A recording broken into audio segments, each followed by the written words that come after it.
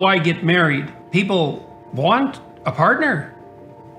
Half the dialogue that you hear between people, especially if they're single, is related to their desire to have a partner. And of course, half the dialogue you hear from people who are in a relationship is how to deal with problems in their relationship. But it's a very rare person who doesn't need and want an intimate relationship.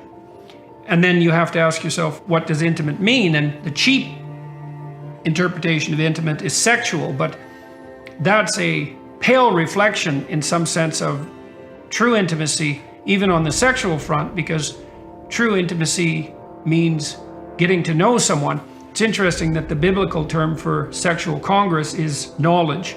And I think that's because the intimacy that brings about the highest level of sexual fulfillment, all things considered, has to be nested within a much more profound and properly integrated and oriented intimacy. And I think that most fundamentally that's to be found in the state of marriage. People often think about marriage as the death of sex, let's say, but permanent singlehood is also, by the way, the death of sex. And one of the things that we've seen as the sexual revolution has continued apace is that young people are, in some sense, more disturbed in their sexual orientation rather than less, turning to pornography and masturbation, and forswearing intimate relationships entirely, or forswearing sexual interaction of all sorts, even self-administered entirely.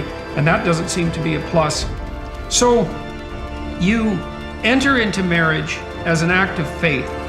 You fall in love with someone, which is a grace, a gift of God in some real sense. You see what it would be like to care for someone. You see what it would be like to have someone care for you and value you. You get a glimpse of that in love, and then you have a challenge set before you, which is, can you arrange your life with this person that you've fallen in love with so that state of love permeates the entire relationship and everything you do together all the time? And so that would make a marriage the perfect date that repeats endlessly. Now, obviously, that's an extraordinarily high goal to hit, a high mountain to climb, but you need something to do, and it might as well be that.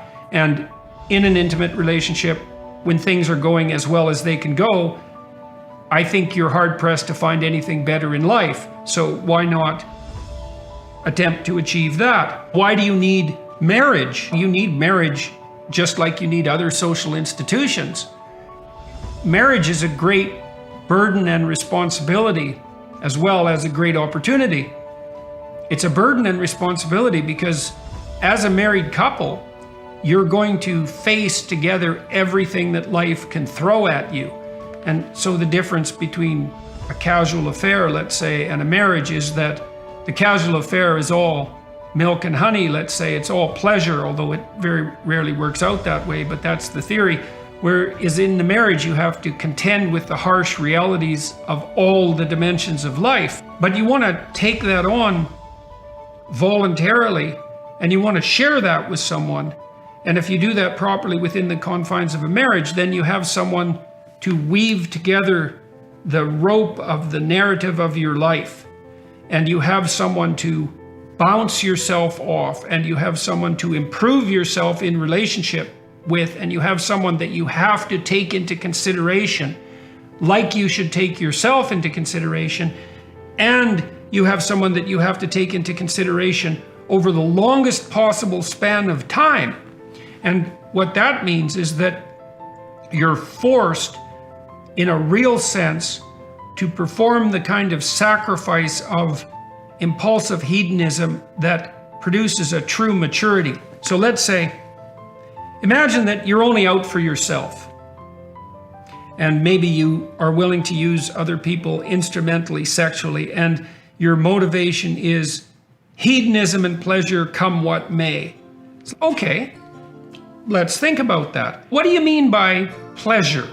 Do you mean pleasure in the next 30 seconds? Do you mean pleasure in the next 3 minutes? Do you mean pleasure tonight?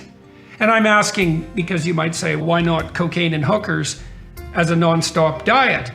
And the answer to that seems to be something like, it might be good for 3 minutes or one evening, but the hangover the next day isn't to be desired, and that gets worse the more you walk down that hedonic route.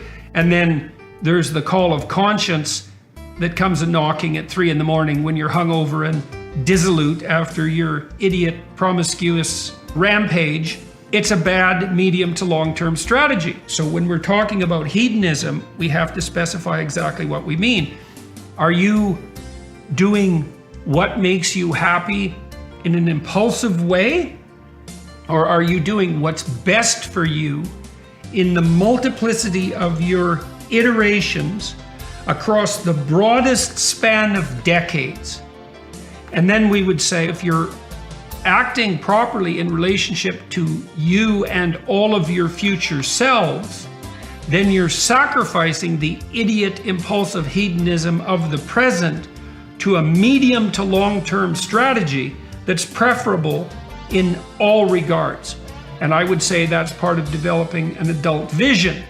And then you might say, I want to be free to pursue my hedonic demands, desires, whenever I want to, under what conditions, whatever conditions prevail. And I would first say, do you really think that's possible? Like, how is that going to work?